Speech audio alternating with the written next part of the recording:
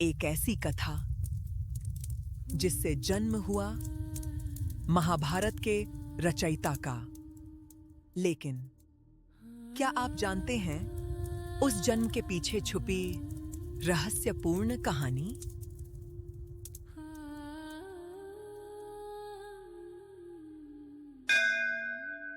तिरसठवां अध्याय, राजा उपरिचर का चरित्र तथा सत्यवती व्यास आदि प्रमुख पात्रों की संक्षिप्त जन्म कथा। वैशंपायन जी कहते हैं, जन्मेजय पहले उपरिचर नाम से प्रसिद्ध एक राजा हुए हैं जो नित्य निरंतर धर्म में ही लगे रहते थे। साथ ही सदा हिंसक पशुओं के शिकार के लिए वन में जाने का उनका नियम था। पौरवनंदन राजा उपरिचर वसु ने इंद्र के कहने से अत्यंत रमणीय चेदि देश का राज्य स्वीकार किया था। एक समय की बात है, राजा वसु अस्त्र शस्त्रों का त्याग करके आश्रम में निवास करने लगे। उन्होंने बड़ा भारी तप किया जिससे वे तपोनिधि माने जाने लगे। उस समय इंद्र आदि देवता यह सोचकर कि यह राजा तपस्या के द्वारा इंद्र पद प्राप्त करना चाहता है, उनके समीप गए। देवताओं ने राजा को प्रत्यक्ष दर्शन देकर उन्हें शांतिपूर्वक समझाया और तपस्या से निवृत्त कर दिया। देवता बोले, पृथ्वी पते, तुम्हें ऐसी चेष्टा रखनी चाहिए जिससे इस भूमि पर वर्ण संकरता न फैलने पाए। राजन, तुम्हारे द्वारा सुरक्षित धर्म ही संपूर्ण जगत को धारण कर रहा है। इंद्र ने कहा, राजन, तुम इस लोक में सदा सावधान और प्रयत्नशील रहकर धर्म का पालन करो। धर्मयुक्त रहने पर तुम सनातन पुण्य लोकों को प्राप्त कर सकोगे। यद्यपि मैं स्वर्ग में रहता हूं और तुम भूमि पर, तथापि आज से तुम मेरे प्रिय सखा हो गए। नरेश्वर, इस पृथ्वी पर जो सबसे सुंदर एवं रमणीय देश हो, उसी में तुम निवास करो। इस समय चेदि देश पशुओं के लिए हितकर, पुण्यजनक, प्रचुर धन धान्य से संपन्न, स्वर्ग के समान सुखद होने के कारण रक्षणीय, सौम्य तथा भोग्य पदार्थों और भूमि संबंधी उत्तम गुणों से युक्त है। यह देश अनेक पदार्थों से युक्त और धन रत्न आदि से संपन्न है। यहाँ की वसुधा वास्तव में वसु यानी धन संपत्ति से भरी पूरी है। अतः तुम चेदि देश के पालक होकर उसी में निवास करो। यहाँ के जनपद धर्मशील, संतोषी और साधु हैं। यहाँ हास परिहास में भी कोई झूठ नहीं बोलता, फिर अन्य अवसरों पर तो बोल ही कैसे सकता है। पुत्र सदा गुरुजनों के हित में लगे रहते हैं। पिता अपने जीते जी उनका बंटवारा नहीं करते। यहाँ के लोग बैलों को भार ढोने में नहीं लगाते और दीनों एवं अनाथों का पोषण करते हैं। मानद, चेदि देश में सब वर्णों के लोग सदा अपने अपने धर्म में स्थित रहते हैं। तीनों लोकों में जो कोई घटना होगी वह सब यहाँ रहते हुए भी तुमसे छिपी न रहेगी। तुम सर्वज्ञ बने रहोगे। जो देवताओं के उपभोग में आने योग्य है, ऐसा स्फटिक मणि का बना हुआ एक दिव्य, आकाशचारी एवं विशाल विमान मैंने तुम्हें भेंट किया है। वह आकाश में तुम्हारी सेवा के लिए सदा उपस्थित रहेगा। संपूर्ण मनुष्यों में एक तुम ही इस श्रेष्ठ विमान पर बैठकर मूर्तिमान देवता की भांति सबके ऊपर ऊपर विचरोगे। मैं तुम्हें यह वैजयंती माला देता हूं जिसमें पिरोए हुए कमल कभी कुम्हलाते नहीं हैं। इसे धारण कर लेने पर यह माला संग्राम में तुम्हें अस्त्र शस्त्रों के आघात से बचाएगी। नरेश्वर, यह माला ही इंद्रमाला के नाम से विख्यात होकर इस जगत में तुम्हारी पहचान कराने के लिए परम धन्य एवं अनुपम चिन्ह होगी। ऐसा कहकर वृत्रासुर का नाश करने वाले इंद्र ने राजा को प्रेमोपहार स्वरूप बांस की एक छड़ी दी जो शिष्ट पुरुषों की रक्षा करने वाली थी। तदनंतर 1 वर्ष बीतने पर भूपाल वसु ने इंद्र की पूजा के लिए उस छड़ी को भूमि में गाड़ दिया। राजन, तब से लेकर आज तक श्रेष्ठ राजाओं द्वारा छड़ी धरती में गाड़ी जाती है। वसु ने जो प्रथा चला दी वह अब तक चली आती है। दूसरे दिन अर्थात नवीन संवत्सर के प्रथम दिन प्रतिपदा को वह छड़ी वहां से निकालकर बहुत ऊंचे स्थान में रखी जाती है। फिर कपड़े की पेटी, चंदन, माला और आभूषणों से उसको सजाया जाता है। उसमें विधिपूर्वक फूलों के हार और सूत लपेटे जाते हैं। तत्पश्चात उसी छड़ी पर देवेंद्र भगवान इंद्र का हंस रूप से पूजन किया जाता है। इंद्र ने महात्मा वसु के प्रेमवश स्वयं हंस का रूप धारण करके वह पूजा ग्रहण की। नृपश्रेष्ठ वसु के द्वारा की हुई उस शुभ पूजा को देखकर प्रभावशाली भगवान महेंद्र प्रसन्न हो गए और इस प्रकार बोले, चेदी देश के अधिपति उपरिचर वसु जिस प्रकार मेरी पूजा करते हैं, उसी प्रकार जो मनुष्य तथा राजा मेरी पूजा करेंगे और मेरे इस उत्सव को रचाएंगे, उन्हें और उनके समूचे राज्य को लक्ष्मी एवं विजय की प्राप्ति होगी। इतना ही नहीं, उनका सारा जनपद ही उत्तरोत्तर उन्नतिशील और प्रसन्न होगा। राजन, इस प्रकार महात्मा महेंद्र ने, जिन्हें मघवा भी कहते हैं, प्रेम पूर्वक महाराज वसु का भली भांति सत्कार किया। जो मनुष्य भूमि तथा रत्न आदि का दान करते हुए सदा देवराज इंद्र का उत्सव रचाएंगे, वे इंद्रोत्सव द्वारा इंद्र का वरदान पाकर उसी उत्तम गति को प्राप्त हो जाएंगे जिसे भूमिदान आदि के पुण्यों से युक्त मानव प्राप्त करते हैं। इंद्र के द्वारा उपर्युक्त रूप से सम्मानित छेदिराज वसु ने चेदी देश में ही रहकर इस पृथ्वी का धर्म पूर्वक पालन किया। इंद्र की प्रसन्नता के लिए चेदिराज वसु प्रतिवर्ष इंद्रोत्सव मनाया करते थे। उनके अत्यंत बलशाली महापराक्रमी 5 पुत्र थे। सम्राट वसु ने विभिन्न राज्यों पर अपने पुत्रों को अभिषिक्त कर दिया। उनमें महारथी बृहद्रथ मगध देश का विख्यात राजा हुआ। दूसरे पुत्र का नाम प्रत्यग्रह था। तीसरा कुशांब था, जिसे मणिवाहन भी कहते हैं। चौथा मावेल्य था। 5वां राजकुमार यदु था, जो युद्ध में किसी से पराजित नहीं होता था।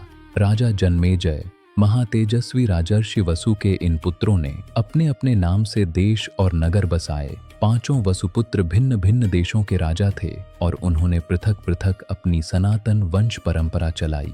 चेदिराज वसु इंद्र के दिए हुए स्फटिक मणिमय विमान में रहते हुए आकाश में ही निवास करते थे। उस समय उन महात्मा नरेश की सेवा में गंधर्व और अप्सराएं उपस्थित होती थीं। सदा ऊपर ही ऊपर चलने के कारण उनका नाम राजा उपरिचर के रूप में विख्यात हो गया।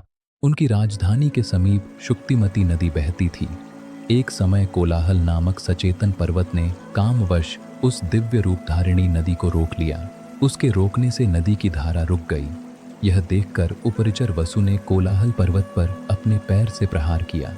प्रहार करते ही पर्वत में दरार पड़ गई, जिससे निकलकर वह नदी पहले के समान बहने लगी।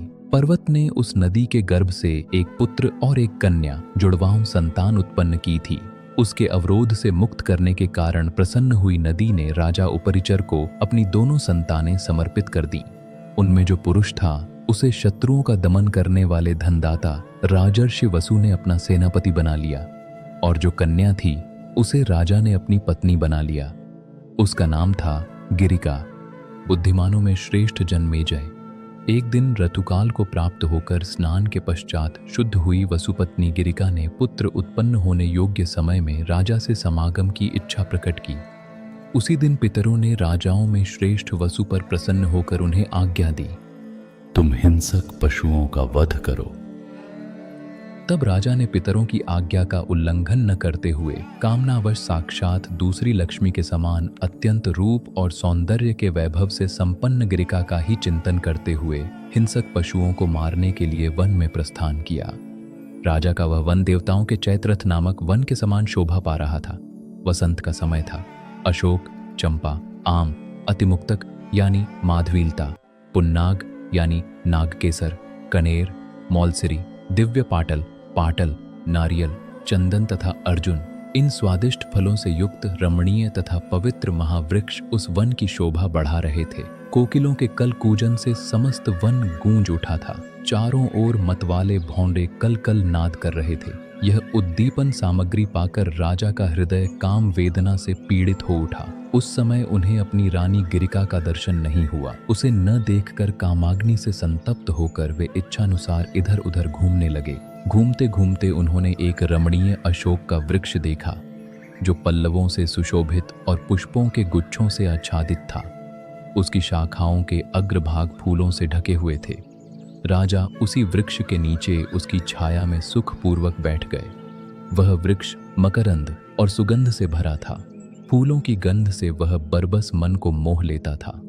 उस समय कामोद्दीपक वायु से प्रेरित होकर राजा के मन में रति के लिए स्त्री विषयक प्रीति उत्पन्न हुई। इस प्रकार वन में विचरने वाले राजा उपरिचर का वीर्य स्खलित हो गया। उसके स्खलित होते ही राजा ने यह सोचकर कि मेरा वीर्य व्यर्थ न जाए, उसे वृक्ष के पत्ते पर उठा लिया। उन्होंने विचार किया, मेरा यह स्खलित वीर्य व्यर्थ न हो, साथ ही मेरी पत्नी गिरिका का ऋतुकाल भी व्यर्थ न जाए। इस प्रकार बार बार विचार कर राजाओं में श्रेष्ठ वसु ने उस वीर्य को अमोघ बनाने का ही निश्चय किया। तदनंतर रानी के पास अपना वीर्य भेजने का उपयुक्त अवसर देखकर उन्होंने उस वीर्य को पुत्रोत्पत्तिकारक मंत्रों द्वारा अभिमंत्रित किया। राजा वसु धर्म और अर्थ के सूक्ष्म तत्व को जानने वाले थे। उन्होंने अपने विमान के समीप ही बैठे हुए शीघ्रगामी शेण पक्षी यानी बाज के पास जाकर कहा, सौम्य, तुम मेरा प्रिय करने के लिए यह वीर्य मेरे घर ले जाओ और महारानी गिरिका को शीघ्र दे दो, क्योंकि आज ही उनका ऋतुकाल है। बाज वह वीर्य लेकर बड़े वेग के साथ तुरंत वहां से उड़ गया। वह आकाशचारी पक्षी सर्वोत्तम वेग का आश्रय लेकर उड़ रहा था। इतने ही में एक दूसरे बाज ने उसे आते देखा। उसे देखते ही उसके पास मांस होने की आशंका से दूसरा बाज तत्काल उस पर टूट पड़ा। फिर वे दोनों पक्षी आकाश में एक दूसरे को चोंचों से मारते हुए युद्ध करने लगे। उसी समय उनके युद्ध करते करते वह वीर्य यमुना जी के जल में गिर पड़ा। अद्रिका नाम से विख्यात एक सुंदरी अप्सरा ब्रह्मा जी के शाप से मछली होकर वहीं यमुना के जल में रहती थी। बाज के पंजे से छूटकर गिरे हुए उस वीर्य को मछली रूप धारण किए अद्रिका ने वेगपूर्वक आकर निगल लिया। भरत श्रेष्ठ, तत्पश्चात 10वां मास आने पर मछुआरों ने उस मछली को जाल में बांध लिया और उसके उदर को चीरकर एक कन्या और एक पुरुष बालक निकाला। यह आश्चर्यजनक घटना देखकर मछुआरे राजा के पास जाकर निवेदन करने लगे, महाराज, मछली के पेट से ये 2 मनुष्य बालक उत्पन्न हुए हैं। मछुआरों की बात सुनकर राजा उपरिचर ने उन दोनों बालकों में से जो पुरुष था उसे स्वयं ग्रहण कर लिया। वही मत्स्य नामक धर्मात्मा एवं सत्य प्रतिज्ञ राजा हुआ। इधर वह शुभ लक्षणा अप्सरा अद्रिका क्षण भर में शाप मुक्त हो गई। ब्रह्मा जी ने पहले ही उससे कहा था कि तिर्यक योनि में पड़ी हुई तुम 2 मानव संतानों को जन्म देकर शाप से मुक्त हो जाओगी। अतः मछुआरे द्वारा काटे जाने पर वह मछली रूप छोड़कर दिव्य स्वरूप को प्राप्त हो गई और स्वर्गलोक को चली गई। उन जुड़वाओं संतानों में जो कन्या थी, मछली की पुत्री होने से उसके शरीर से मछली की गंध आती थी। अतः राजा ने उसे मछुआरे को सौंप दिया और कहा, यह तेरी पुत्री होकर रहे। वह रूप और सत्व से युक्त तथा समस्त सद्गुणों से संपन्न होने के कारण सत्यवती नाम से प्रसिद्ध हुई। मछुआरे के आश्रय में रहने के कारण वह पवित्र मुस्कान वाली कन्या कुछ काल तक मत्स्यगंधा नाम से ही विख्यात रही। वह पिता की सेवा के लिए यमुना जी के जल में नाव चलाया करती थी। एक दिन तीर्थ यात्रा के उद्देश्य से सब ओर विचरने वाले महर्षि पराशर ने उसे देखा। वह अतिशय रूप सौंदर्य से सुशोभित थी। सिद्धों के हृदय में भी उसे पाने की अभिलाषा जाग उठती थी। उसकी हंसी बड़ी मोहक थी। उसकी जांघें कदली की सी शोभा धारण करती थीं। उस दिव्य वसुकुमारी को देखकर परम बुद्धिमान मुनिवर पराशर ने उसके साथ समागम की इच्छा प्रकट की और कहा, कल्याणी, मेरे साथ संगम करो। वह बोली, भगवान, देखिए, नदी के आर पार दोनों तटों पर बहुत से ऋषि खड़े हैं और हम दोनों को देख रहे हैं। ऐसी दशा में हमारा संगम कैसे हो सकता है? उसके ऐसा कहने पर शक्तिशाली भगवान पराशर ने कोहरे की सृष्टि की, जिससे वहां का सारा प्रदेश अंधकार से आच्छादित सा हो गया। महर्षि द्वारा कोहरे की सृष्टि देखकर वह तपस्विनी कन्या आश्चर्यचकित एवं लज्जित हो गई। सत्यवती ने कहा, भगवान, आपको मालूम होना चाहिए कि मैं सदा अपने पिता के अधीन रहने वाली कुमारी कन्या हूँ। निष्पाप महर्षि, आपके संयोग से मेरा कुमारी भाव नष्ट हो जाएगा। द्विज श्रेष्ठ, कुमारी भाव नष्ट हो जाने पर मैं अपने घर कैसे जा सकूंगी? बुद्धिमान मुनीश्वर, अपने कुमारीपन के कलंकित हो जाने पर मैं जीवित रहना नहीं चाहती। भगवान, इस विषय में भली भांति विचार करके जो उचित जान पड़े वही कीजिए। सत्यवती के ऐसा कहने पर मुनिश्रेष्ठ पराशर प्रसन्न होकर बोले, भीरु, मेरा प्रिय कार्य करने पर भी तुम कुमारी ही रहोगी। भामिनी, तुम जो चाहो वह मुझसे वर मांग लो। शुचिस्मिते, आज तक मेरा अनुग्रह कभी व्यर्थ नहीं गया है। महर्षि के ऐसा कहने पर सत्यवती ने अपने शरीर से उत्तम सुगंध होने का वर मांगा। भगवान पराशर ने उसे वह मनोवांछित वर प्रदान कर दिया। तदनंतर वरदान पाकर प्रसन्न हुई सत्यवती नारीपन के समागमोचित गुण सद्यः ऋतु स्नान आदि से विभूषित हो गई और उसने अद्भुत कर्मा महर्षि पराशर के साथ समागम किया। उसके शरीर से उत्तम गंध फैलने के कारण पृथ्वी पर उसका गंधवती नाम विख्यात हो गया। इस पृथ्वी पर एक योजन दूर के मनुष्य भी उसकी दिव्य सुगंध का अनुभव करते थे। इस कारण उसका दूसरा नाम योजनगंधा हो गया। इस प्रकार परम उत्तम वर पाकर हर्षोल्लास से भरी हुई सत्यवती ने महर्षि पराशर का संयोग प्राप्त किया और तत्काल ही एक शिशु को जन्म दिया। यमुना के द्वीप में अत्यंत शक्तिशाली पराशरनंदन व्यास प्रकट हुए। उन्होंने माता से कहा, आवश्यकता पड़ने पर तुम मेरा स्मरण करना, मैं अवश्य दर्शन दूंगा। इतना कहकर माता की आज्ञा लेकर व्यास जी ने तपस्या में ही मन लगाया। इस प्रकार महर्षि पराशर द्वारा सत्यवती के गर्भ से द्वैपायन व्यास जी का जन्म हुआ। वे बाल्यावस्था में ही यमुना के द्वीप में छोड़ दिए गए, इसीलिए द्वैपायन नाम से प्रसिद्ध हुए। तदनंतर सत्यवती प्रसन्नतापूर्वक अपने घर पर गई। उस दिन से भूमंडल के मनुष्य एक योजन दूर से ही उसकी दिव्य गंध का अनुभव करने लगे। उसके पिता दाशराज भी उसकी गंध सूंघकर बहुत प्रसन्न हुए। दाशराज ने पूछा, बेटी, तेरे शरीर से मछली सी दुर्गंध आने के कारण लोग तुझे मत्स्यगंधा कहा करते थे। फिर तुझमें यह सुगंध कहां से आ गई?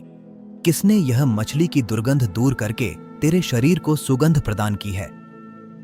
सत्यवती बोली, पिताजी, महर्षि शक्तिपुत्र महात्मा पराशर हैं।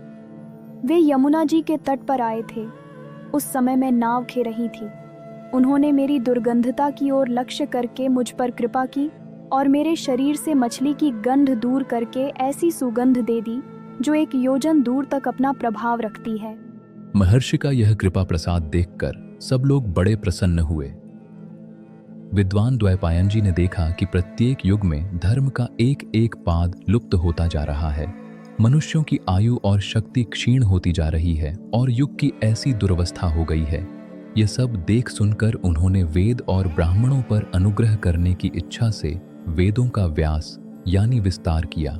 इसी कारण वे व्यास नाम से विख्यात हुए। सर्वश्रेष्ठ वरदायक भगवान व्यास ने चारों वेदों तथा 5वें वेद महाभारत का अध्ययन सुमंतु, जैमिनी, पैल, अपने पुत्र शुकदेव तथा मुझ वैशंपायन को कराया। फिर उन सब ने पृथक पृथक महाभारत की संहिताएं प्रकाशित की। अमित तेजस्वी शांतनु नंदन भीष्म 8वें वसु के अंश से तथा गंगा जी के गर्भ से उत्पन्न हुए। वे महान पराक्रमी और अत्यंत यशस्वी थे।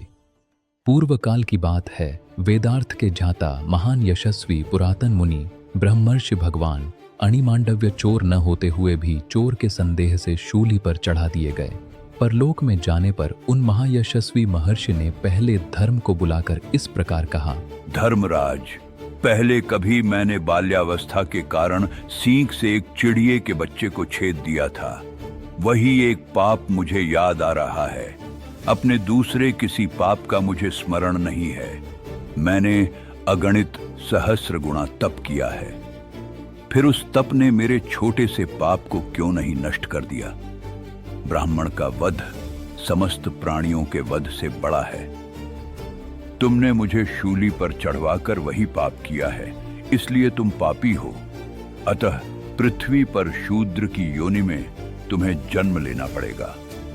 अणिमांडव्य के उस शाप से धर्म भी शूद्र की योनि में उत्पन्न हुए। पापरहित विद्वान विदुर के रूप में धर्मराज का शरीर ही प्रकट हुआ था। उसी समय गवलगण से संजय नामक सूत का जन्म हुआ, जो मुनियों के समान ज्ञानी और धर्मात्मा थे। राजा कुंती भोज की कन्या कुंती के गर्भ से सूर्य के अंश से महाबली कर्ण की उत्पत्ति हुई। वह बालक जन्म के साथ ही कवचधारी था। उसका मुख शरीर के साथ ही उत्पन्न हुए कुंडलों की प्रभा से प्रकाशित होता था। उसी समय विश्व वंदित महायशस्वी भगवान विष्णु जगत के जीवों पर अनुग्रह करने के लिए वसुदेव के द्वारा देवकी के गर्भ से प्रकट हुए। वे भगवान आदि अंत से रहित, श्रुतिमान, संपूर्ण जगत के कर्ता तथा प्रभु हैं। उन्हीं को अक्षर ब्रह्म और त्रिगुणमय प्रधान कहते हैं। आत्मा, अक्षय, प्रकृति यानी उपाधान, प्रभव यानी उत्पत्ति कारण, प्रभु यानी अधिष्ठाता, पुरुष यानी अंतर्यामी, विश्वकर्मा, सत्व गुण से प्राप्त होने योग्य तथा प्रणवाक्षर भी वे ही हैं। उन्हीं को अनंत, अचल, देव, हंस, नारायण, प्रभु, धाता, अजन्मा, अक्षर, पर, अक्षय, कैवल्य, निर्गुण, विश्वरूप, अनादि, जन्म रहित और अविकारी कहा गया है। वे सर्वव्यापी परम पुरुष परमात्मा, सबके कर्ता और संपूर्ण भूतों के पितामह हैं। उन्होंने ही धर्म की वृद्धि के लिए अंधक और वृष्णिकुल में बलराम और श्री कृष्ण रूप में अवतार लिया था। वे दोनों भाई संपूर्ण अस्त्र शस्त्रों के झाता, महापराक्रमी और समस्त शास्त्रों के ज्ञान में परम प्रवीण थे। सत्यक से सात्यकी और हृदिक से कृतवर्मा का जन्म हुआ था। वे दोनों अस्त्र विद्या में अत्यंत निपुण और भगवान श्री कृष्ण के अनुगामी थे। एक समय उग्र तपस्वी महर्षि भरद्वाज का वीर्य किसी द्रोणी में स्खलित होकर धीरे धीरे पुष्ट होने लगा। उसी से द्रोण का जन्म हुआ। किसी समय गौतम गोत्रीय शरद्वान का वीर्य सरकंडे के समूह पर गिरा और 2 भागों में बंट गया। उसी से एक कन्या और एक पुत्र का जन्म हुआ। कन्या का नाम कृपि था, जो अश्वत्थामा की जननी हुई। पुत्र महाबली कृप के नाम से विख्यात हुआ। तदनंतर द्रोणाचार्य से महाबली अश्वत्थामा का जन्म हुआ। इसी प्रकार यज्ञ कर्म का अनुष्ठान होते समय प्रज्वलित अग्नि से धृष्टद्युम्न का प्रादुर्भाव हुआ, जो साक्षात अग्निदेव के समान तेजस्वी था। पराक्रमी वीर धृष्टद्युम्न द्रोणाचार्य का विनाश करने के लिए धनुष लेकर प्रकट हुआ था। उसी यज्ञ की वेदी से शुभ स्वरूपा तेजस्विनी द्रौपदी उत्पन्न हुई, जो परम उत्तम रूप धारण करके अपने सुंदर शरीर से अत्यंत शोभा पा रही थी। प्रहलाद का शिष्य नग्नजित्त राजा सुबल के रूप में प्रकट हुआ। देवताओं के कोप से उसकी संतति शकुनी धर्म का नाश करने वाली हुई। गांधार राज सुबल का पुत्र शकुनी एवं सौभल नाम से विख्यात हुआ तथा उसकी पुत्री गांधारी दुर्योधन की माता थी। ये दोनों भाई बहन अर्थशास्त्र के ज्ञान में निपुण थे। राजा विचित्रवीर्य की क्षेत्रभूता अंबिका और अंबालिका के गर्भ से कृष्ण द्वैपायन व्यास द्वारा राजा धृतराष्ट्र और महाबली पांडु का जन्म हुआ। द्वैपायन व्यास से ही शूद्र जातीय स्त्री के गर्भ से विदुर जी का भी जन्म हुआ था। वे धर्म और अर्थ के ज्ञान में निपुण, बुद्धिमान, मेधावी और निष्पाप थे। पांडु से 2 स्त्रियों के द्वारा पृथक पृथक 5 पुत्र उत्पन्न हुए, जो सब के सब देवताओं के समान थे। उन सब में बड़े युधिष्ठिर थे। वे उत्तम गुणों में भी सबसे बढ़ चढ़कर थे। युधिष्ठिर धर्म से, भीमसेन वायुदेव से, अर्जुन इंद्रदेव से तथा सुंदर रूप वाले नकुल और सहदेव अश्विनी कुमारों से उत्पन्न हुए थे। वे जुड़वांव पैदा हुए थे। नकुल और सहदेव सदा गुरुओं की सेवा में तत्पर रहते थे। परम बुद्धिमान राजा धृतराष्ट्र के दुर्योधन आदि 100 पुत्र हुए। इनके अतिरिक्त युयुत्सु भी उन्हीं का पुत्र था। वह वैश्य जातीय माता से उत्पन्न होने के कारण कर्ण कहलाता था। भरतवंशी जन्मेजय धृतराष्ट्र के पुत्रों में दुर्योधन, दुःशासन, दुःसह, दुर्मर्शन, विकर्ण, चित्रसेन, विविंशति, जय, सत्यव्रत, पुरुमित्र तथा वैश्यपुत्र युयुत्सु ये 11 महारथी थे। अर्जुन द्वारा सुभद्रा के गर्भ से अभिमन्यु का जन्म हुआ। वह महात्मा पांडु का पौत्र और भगवान श्री कृष्ण का भांजा था। पांडवों द्वारा द्रौपदी के गर्भ से 5 पुत्र उत्पन्न हुए थे, जो बड़े ही सुंदर और सब शास्त्रों में निपुण थे। युधिष्ठिर से प्रतिविंध्य, भीमसेन से सुत सोम, अर्जुन से श्रुतकीर्ति, नकुल से शतानीक तथा सहदेव से प्रतापी श्रुतसेन का जन्म हुआ था। भीमसेन के द्वारा हिडिंबा से वन में घटोत्कच नामक पुत्र उत्पन्न हुआ। राजा द्रुपद से शिखंडी नामक एक कन्या हुई, जो आगे चलकर पुरुष रूप में परिणत हो गई। स्थूणाकर्ण नामक यक्ष ने उसका प्रिय करने की इच्छा से उसे पुरुष बना दिया था। कौरवों के उस महासमर में युद्ध करने के लिए राजाओं के कई लाख योद्धा आए थे। 10,000 वर्षों तक गिनती की जाए तो भी उन असंख्य योद्धाओं के नाम पूर्णतः नहीं बताए जा सकते। यहाँ कुछ मुख्य राजाओं के नाम बताए गए हैं जिनके चरित्रों से इस महाभारत कथा का विस्तार हुआ है। इस प्रकार श्री महाभारत आदि पर्व के अंतर्गत अंशावतरण पर्व में व्यास आदि की उत्पत्ति से संबंध रखने वाला 63वां अध्याय पूरा हुआ।